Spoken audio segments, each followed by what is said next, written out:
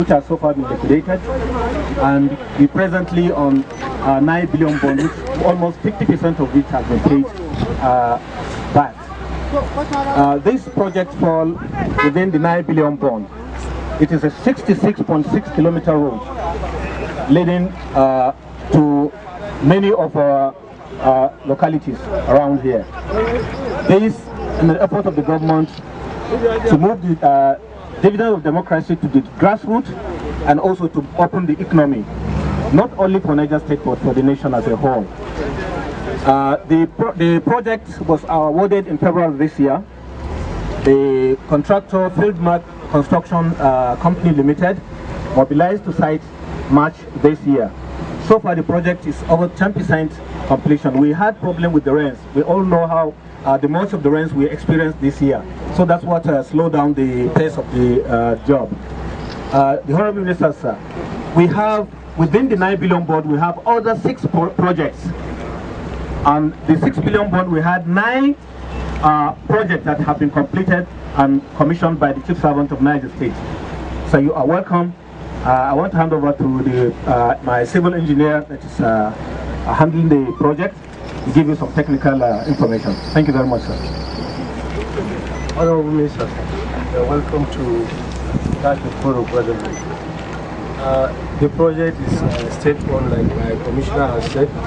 It's a 66.6 kilometer. The specifications are it's a straight road, 7.3 meter carriageway, and 1.5 meter shoulders on either side of the road. And we have arch bridge. At various locations you have the hydraulic structures, culverts, and at the entrance there you can see we have the line drains provided. The finishing is going to be 2-layer surface dressing on the carriageway and 1-layer surface dressing on the drainage, on the shoulders. That is the technical specification. What's the target for completion? Yeah, 24 months. 9 months. So we incorporate all the draining seasons into it. And, so far, the work has reached about 28 kilometers. There is a village, Katikoro, there, which serves as a link between Katikoro. What is the name of this road? It leads to where? To Guada. And Guada is on the Mina Circuit Power Kaduna Road. So it connects the Mina Suleja to also. So on this road you can link up to reach Shiroro Dam project. Once it's completed, it will be a very easy movement right. Hitherto before now, the road is from here to Kafinkoro, 21 kilometers. It takes you more than an hour to reach. What is the agricultural potential? The numerous, we have, well, like you know, yam is very prominent area. We have one of the best yams in the country.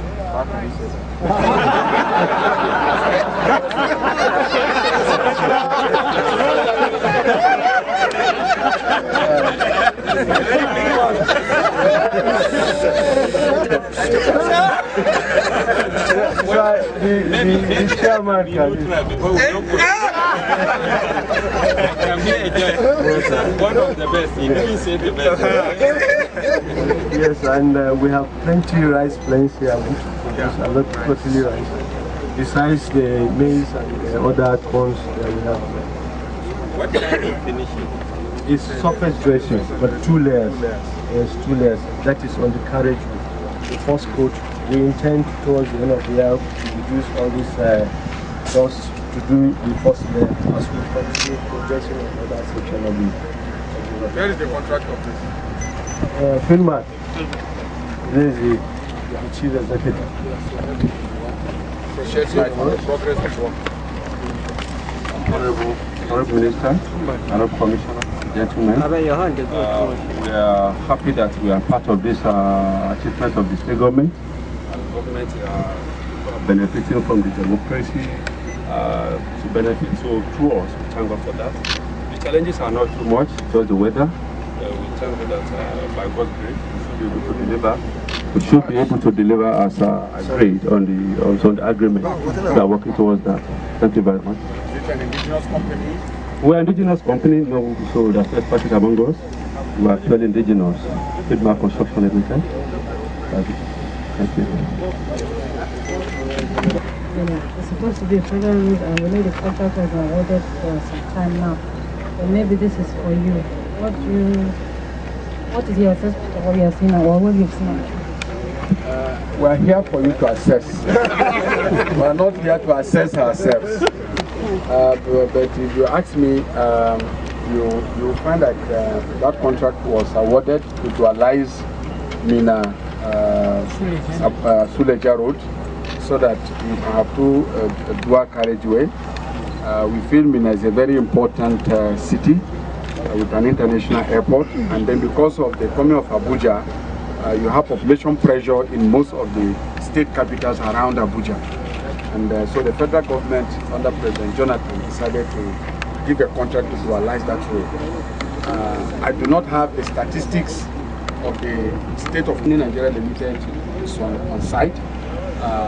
What I see him doing is to build culverts and bridges, because those are the most difficult aspects of road construction. And I've seen that most of the culverts and bridges are completed. And he has also now started earthwork on the second lane of the road. Therefore, I believe work is going on. And I suppose that maybe we'll also have an opportunity to meet the contractor and officials of the Ministry of Works. It's an important road, and I believe that now that the rains are over, we will give between now and December and see the progress and additional activity on that road, as well as other major federal roads. Thank you very much. Yeah. No.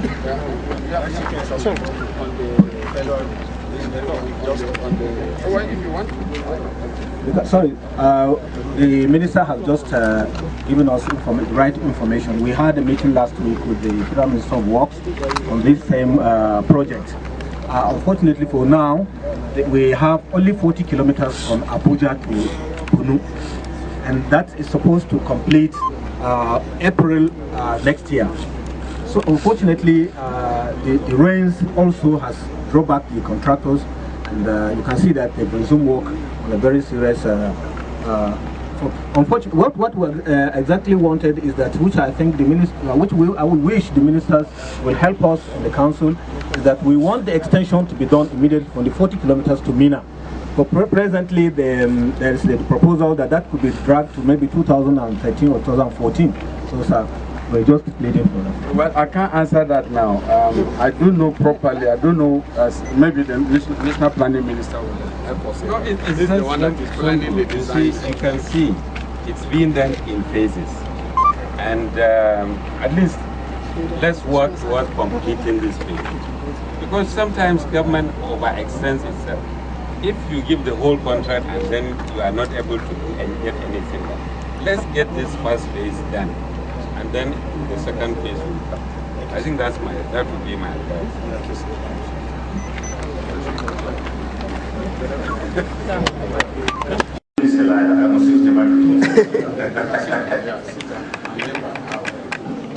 Honorable Ministers, distinguished ladies and gentlemen, it is a tradition that wherever we visit, some questions are asked to know about government projects. As you are all aware, the two honorable ministers leading a very large delegation are coming to inspect federal, state, and local government projects. In the case of Niger State, we even have the first tier of government, the water development project. We are going around, we have a lot of other places to go. From here, they will be moving to Baro, while a section of us will visit the Lapai Gulu 105-kilometer road. But may I, at this point, crave the indulgence of the honorable ministers to allow me invite questions from journalists, media men, if there's anything you want to know about the university. Please, you are free to do that. Thank you. You see, the school also doing well in terms of the agricultural aspect of development. Now, how much of this space that we have seen when we were going around is being utilized in order to help this country in attaining this food sufficiency as our vision continues to improve and as Mr. President's dreams of making Nigeria a better place is, striving to be achieved? Prospectus, is it the current one? If it is, I could see it looks like you have only 3 professors, if I go by what I'm seeing. Secondly, it looks like this is a specialized university.